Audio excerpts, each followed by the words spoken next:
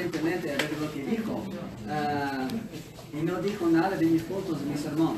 Entonces yo tengo oportunidad de decir todos, ¿verdad? Entonces no voy a repetir nada de lo que él dijo. ¿Alguna vez has recibido una invitación? Una invitación, tal vez una invitación, una fiesta, lo que sea. Creo que todos hemos recibido por lo menos una invitación. Encontramos en la palabra de Dios muchas invitaciones. Una se encuentra en este pasaje que hemos leído. De hecho, el Señor Jesucristo invita a 3 distintos grupos. 3 grupos diferentes, usualmente con una palabra. Esta palabra es sígueme. Sígueme. Vamos a ver lo que podemos aprender de esas invitaciones. Vemos en este pasaje un llamamiento especial, una invitación especial.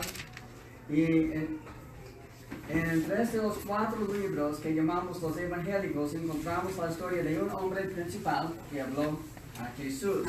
Cada cuento la ve de un ángulo diferente, dándonos una idea más completa acerca de este encuentro con Jesús. Ya leímos el encuentro en Lucas. Sabemos que cuando el hombre principal vino a Jesús, no le conoció a Jesucristo como su Salvador personal. Hermano, ¿cómo puedes decir eso? Es fácil. Su pregunta muestra su verdad en 2 maneras. Primero, nadie que es realmente salvo piensa que se puede heredar la salvación. Todos sabemos que es un regalo de Dios. También, segundo, nadie que es realmente salvado piensa que se puede obtener la vida eterna con buenas obras. Ya sabemos que eso no es la verdad. La palabra de Dios es muy clara acerca de estos errores, refutándolos en Efesios capítulo 4, los versículos 8 y 9. A lo mejor ustedes ya saben eso, que dicen: porque por gracia sois salvos por medio de la fe, y esto no de vosotros, pues es don de Dios, no por obras, para que nadie se gloríe. Es obvio de este pasaje que si uno es salvo es porque ha recibido el don, el regalo de vida eterna, y no obró para obtenerlo. De hecho, este hombre no solo se equivocó acerca de la vida eterna, también se equivocó en cuanto a 3 puntos importantes relacionados a su salvación. En su conversación, Jesús trató de llamar su atención sobre estos 3 puntos en su pensamiento. Podemos pensar en estos 3 puntos como 3 preguntas que este hombre tenía. La primera pregunta es: ¿quién es Jesús? ¿Quién es Jesús? En el versículo 18, él dice aquí, él usa la frase buen maestro bueno.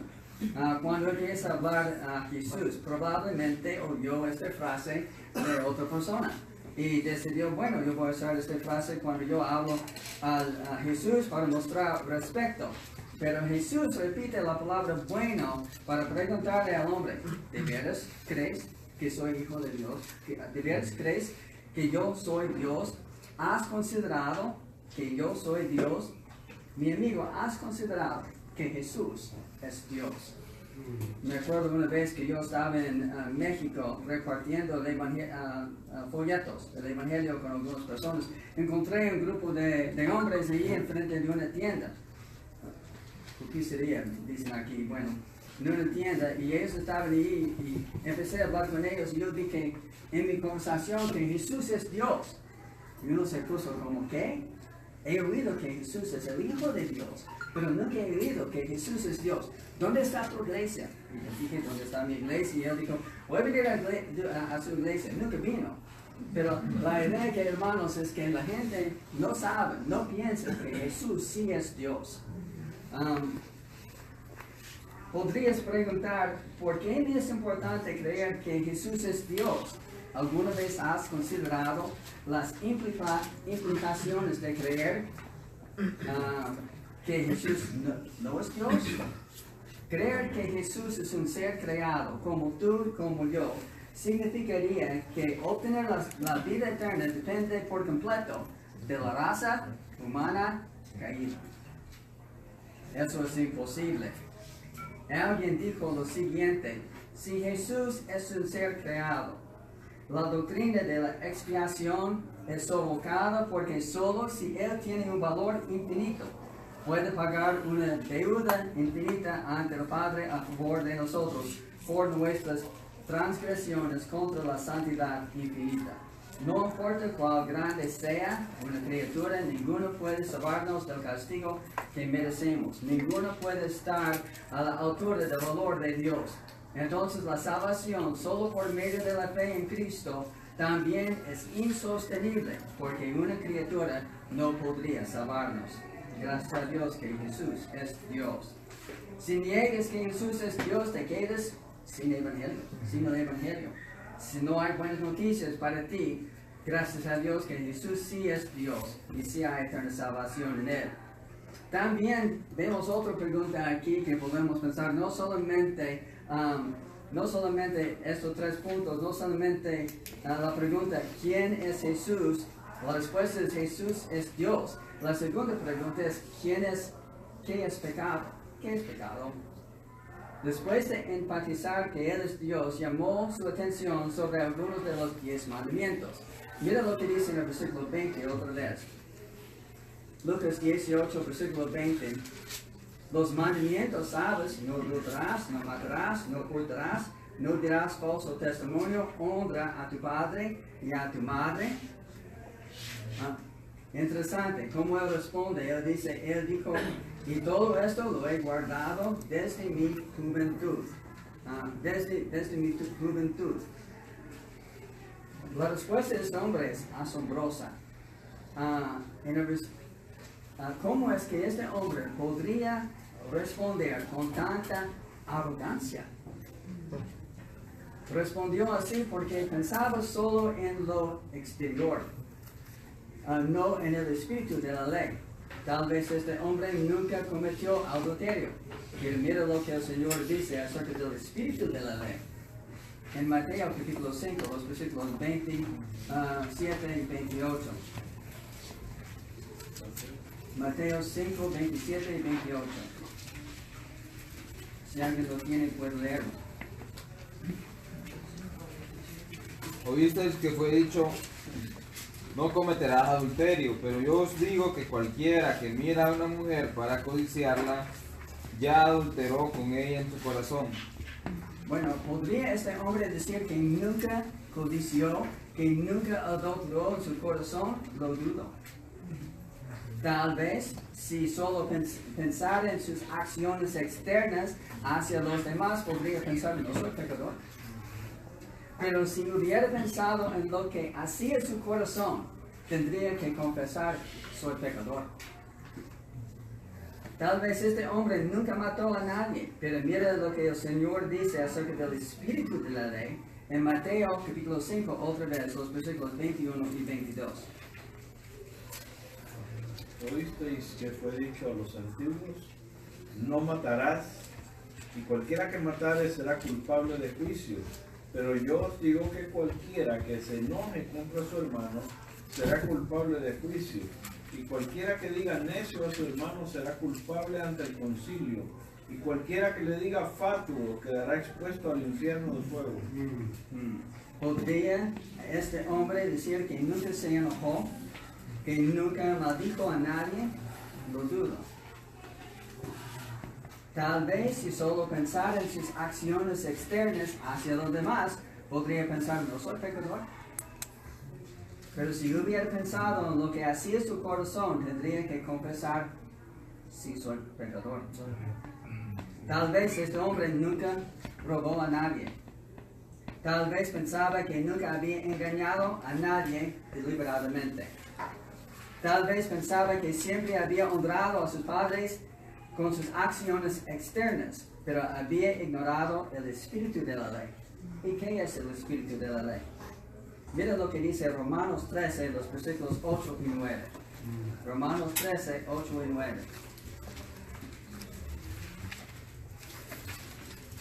Dice aquí la palabra de Dios, Romanos 13, 8 y 9.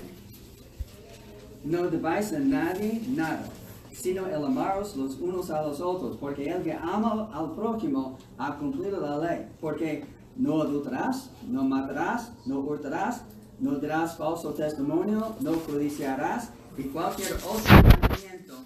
En esta sentencia se resume: amarás a tu prójimo como a ti mismo. Y yo me pregunto,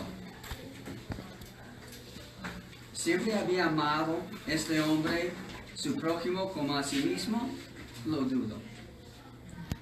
Tal vez si solo pensara en sus acciones externas hacia los demás, podría pensar: no soy pecador. Pero si hubiera pensado en lo que hacía su corazón, tendría que confesar: sí soy pecador. ¿Qué pues es el pecado? La última parte de 1 de Juan capítulo 3, versículo 4, yo voy a leerlo, dice: el pecado es infracción de la ley, pero es mucho más que violar un mandamiento de Dios con nuestras acciones. También es quebrantar el espíritu de la ley en nuestros corazones.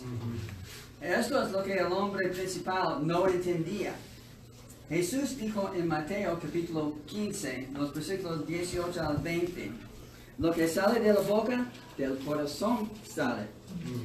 Y este contamina al hombre, porque del corazón salen los malos pensamientos, los homicidios, los adulterios, las fornicaciones, los hurtos, los falsos testimonios, las blasfemias.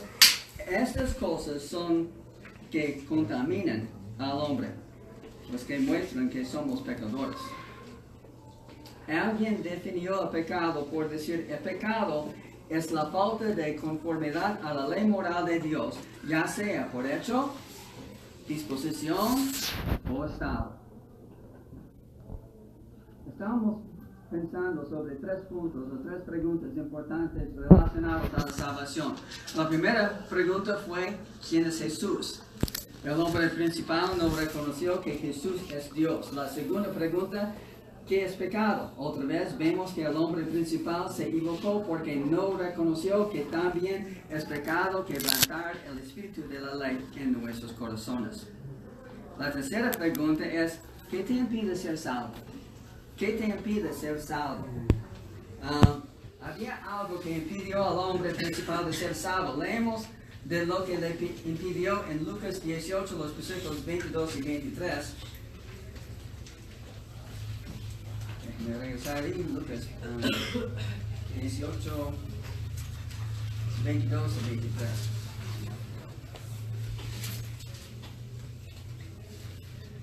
Y dice entonces él, 22. Jesús, oyendo esto, le dijo: aún te falta una cosa, vende todo lo que tienes y dadlo a los pobres, y tendrás tesoro en el cielo, y ven, sígueme. Entonces él, oyendo eso, se puso muy triste porque era muy rico. Interesante aquí. Ten cuidado que no pierdas el punto que se enfatiza aquí. Jesús no estaba diciendo a este hombre: si haces buenas obras, puedes ser salvo. No dijo eso, no quiso decir eso. En lugar de eso, Jesús estaba enfatizando lo que impidió a este hombre de ser salvo. Amaba a sus riquezas y no quiso dejarlas. No quiso dejar los placeres y el sentido de felicidad que vinieron con las riquezas. Esto me hace preguntar: ¿qué es la cosa que te impide ser salvo? ¿Qué es la cosa que te impide ser salvo? ¿Hay algún pecado en tu vida que no estés dispuesto a abandonar? Tal vez diría: si pongo mi fe en Cristo, tendría que dejar este pecado. Mi amigo, si no te arrepientes y pones tu fe en Cristo, vas a sufrir una tormenta que ni podemos imaginarnos. Por toda la eternidad en el lago de fuego. Cuando estás sufriendo tormento en el lago de fuego, ¿crees que vas a pensar que valió la pena sufrir por toda la eternidad para poder disfrutar los deleites temporales de tu pecado? Lo dudo, te digo que no. ¿Qué es la cosa que te impide ser salvo? ¿Te preocupa lo que otras personas pensarán si te confiesas que no eres salvo? Mejor preocuparte por otra cosa. Mejor preocuparte por lo que podría pasarte hoy si no te arrepientes de tu pecado y recibes al Señor Jesucristo como tu único y suficiente Salvador. ¿Qué es la cosa que te impide ser salvo? ¿Estás guardando rencor amargura en tu corazón contra alguien y no estás dispuesto de perdonar y arreglarlo? ¿Es la verdad que prefieres estar separado de Dios por toda la eternidad para guardar tu rencor? No serás salvo a menos que cambies la actitud de tu corazón y te arrepientes. El Señor dijo en Lucas capítulo 13, si no os arrepentís, todos pereceréis igualmente. Eso es una invitación. Cuando el Señor Jesucristo dijo, sígueme, es una invitación para la salvación. Tal vez hay alguien aquí que no conoce a Cristo como Salvador personal y necesita responder a esta invitación, sígueme. Dije en el principio que Jesús dirigió su invitación para seguirle a 3 grupos diferentes. Hemos visto la historia de una persona que oyó esta invitación, un hombre perdido.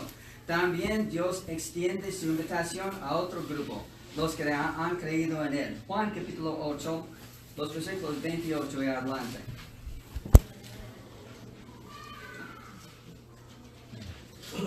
Versículo. Juan 8, 28 a 32. Lo leo, hermano. Por favor. Le dijo, versículo 28, le dijo pues Jesús, cuando hayáis levantado al Hijo del Hombre, entonces conoceréis que yo soy, y que nada hago por mí mismo, sino que según me enseñó el Padre, así hablo. Hasta el versículo 29. 32. Al 32. Porque Él me envió, el que me envió conmigo está. No me ha dejado solo el Padre, porque yo hago siempre lo que le agrada. Hablando Él estas cosas, muchos creyeron en Él. Versículo 31. Dijo entonces Jesús a los judíos que habían creído en Él, si vosotros permanecereis en mi palabra, seréis verdaderamente mis discípulos, y conoceréis la verdad, y la verdad os hará libres. Muy bien, aunque no vemos la palabra sígueme, o la frase ven en pos de mí en este pasaje todavía, era una invitación a los creyentes que acaban de creer en Él.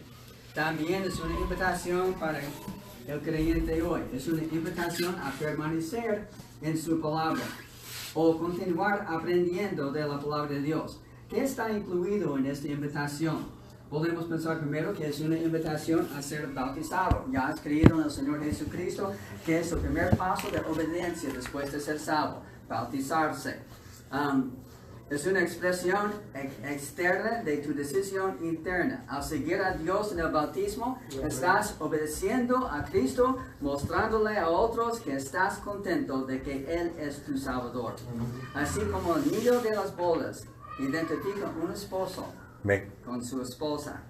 El bautismo identifica un cristiano con Cristo. Se identifica con la muerte, sepultura y la resurrección de su Señor. El bautismo también identifica a un cristiano con una iglesia local y su doctrina. En el Nuevo Testamento, aquellos que fueron bautizados fueron añadidos a la iglesia. Entonces, esta invitación incluye el bautismo, también incluye una invitación a crecer espiritualmente. Dice la palabra de Dios en 2 de Pedro 3:18, antes bien creced en la gracia y conocimiento de nuestro Señor y Salvador Jesucristo. Al igual que un bebé no crecerá sin leche, un cristiano no crecerá si no recibe alimento espiritual de la palabra de Dios. Un crecimiento continuo de la vida en la vida de un creyente solamente puede llevarse a cabo a través del poder transformador de la palabra de Dios. Por eso el creyente debe leerla cada día, escuchar la prédica de la palabra de Dios, meditarla, memorizarla y permitir que la palabra le cambie a la imagen de Cristo. Lo que estamos viendo hoy es 3 invitaciones que el Señor nos da. La primera es dada a los perdidos. Es una invitación a conocer al Señor Jesucristo como Salvador personal. La segunda dada a los creyentes. Es una invitación a permanecer en la palabra. Es decir, una invitación a aprender de la palabra y crecer en el conocimiento de nuestro Señor Jesucristo. La tercera invitación también es dada a los creyentes. Es una invitación a negarte a ti mismo y vivir para la gloria de Dios. Esta invitación se repite 3 veces en el Evangelio, después de explicar a sus discípulos que Él iba a padecer muchas cosas y ser matado. el Señor extiende esta invitación en Lucas capítulo 9, los versículos 23 y 24. Lucas 9, 23 y 24.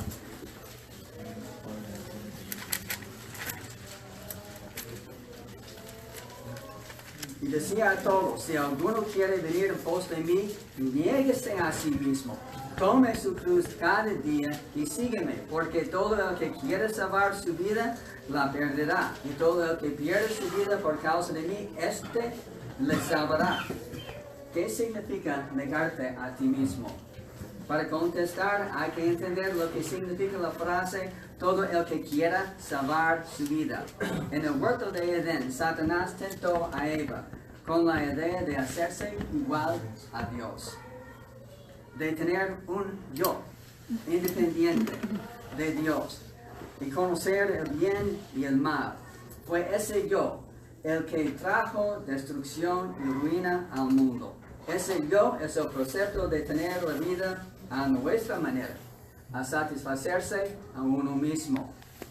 Para el perdido, la persona que nunca ha recibido al Señor Jesucristo como Salvador, este deseo de satisfacerse a sí mismo parece normal. Para el creyente es anormal. Sin embargo, hay muchos creyentes que hacen su propia voluntad en lugar de negarse a sí mismo. La frase todo el que quiere salvar su vida se refiere a las personas que quieren tener la vida a su manera. A ellos el Señor dice, la perderá, la perderá. Si aún tienes una vida larga, una vida en la que solo te satisfaces a sí mismo, la perderás un día. Y cuando compareces ante el tribunal de Cristo, ¿qué valor tendrá esa vida que malgastaste, satisfaciéndote a ti mismo? Amén. El deseo del Señor es que cada creyente pierda su vida por causa de Cristo. ¿Cómo hacemos esto? Este pasaje nos dice, por tomar nuestra cruz cada día y seguir al Señor. La gente en el día de Jesús sabía lo que significaba tomar una cruz. Vieron a muchos criminales, llevaron la cruz para colocarla en el lugar donde iban a morir. La idea de tomar su cruz no se refiere a soportar las dificultades de la vida, como la mala salud, el abuso, desempleo u otras dificultades. La cruz era un instrumento de muerte. No solo un objeto para llevar o soportar. Tomar la cruz significa que el cristiano debe morir a sí mismo. Él debe negarse a sí mismo diariamente. Debe poner su voluntad, sus deseos, sus ambiciones a la muerte. En su lugar, él debe seguir a Jesús y hacer lo que el Señor dice. El creyente que se niega a sí mismo y vive para la gloria de Dios, reconoce que la vida no es suya. Se ha entregado su vida completamente al Señor. Reconoce que su tiempo pertenece al Señor. Reconoce que su dinero pertenece al Señor. Reconoce que su familia pertenece al Señor. Reconoce que todo lo que Él tiene pertenece al Señor. Reconoce que todos los recursos de su vida pertenecen al Señor para ser usados como el Señor quiere. Amén. Reconoce que Dios le ha dado la oportunidad para servirle y está dispuesto de hacerlo. Está dispuesto de hacer lo que su Señor quiere. Bueno, estamos hablando de 3 invitaciones hoy. 3 invitaciones. En la primera invitación, Jesús señaló lo que le impidió al hombre principal de ser salvo y luego dijo, ven, sígueme. ¿Has seguido al Señor Jesucristo en la salvación? ¿Sabes por seguro que irás al cielo cuando mueres? En la segunda invitación, Jesús habló a los creyentes nuevos de la necesidad de permanecer en su palabra. Hemos dicho que esta invitación incluye una invitación a ser bautizado y crecer espiritualmente. ¿Cómo has respondido a esta invitación? ¿Has sido bautizado bíblicamente? ¿Estás creciendo en tu relación con tu Señor y Salvador? En la tercera invitación, Jesús llama a los creyentes a negarse y vivir para la gloria de Dios. Hemos dicho que la persona que hace eso ha muerto a sí mismo y ha entregado su vida completamente al Señor. ¿Estás siguiendo al Señor en esta manera? Que el Señor te guíe a seguirle con todo tu corazón. Que Dios bendiga su palabra. Amén, amén, hermano.